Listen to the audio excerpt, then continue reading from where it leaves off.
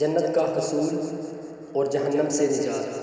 نبی صلی اللہ علیہ وآلہ وسلم نے فرمایا، جو اللہ سے 3 بار جنت مانگتا ہے تو جنت کہتی ہے اے اللہ اسے جنت میں داخل کر دے، اور جو 3 مرتبہ جہنم سے پناہ مانگتا ہے تو جہنم کہتی ہے اے اللہ اس کو جہنم سے نجات دے۔ ان 2 دعاؤں کو روزانہ 3 مرتبہ پڑھیں۔ اللہم انی اسألک الجنت، اے اللہ بے شک میں تجھ سے جنت کا سوال کرتا ہوں۔ اللہم اجرنی من النار، اے اللہ مجھے آگ سے بچا لے۔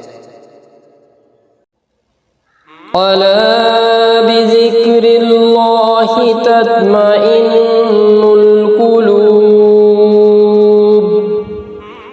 یاد رکھو اللہ کی یاد ہی سے دل اطمینان پاتے ہیں۔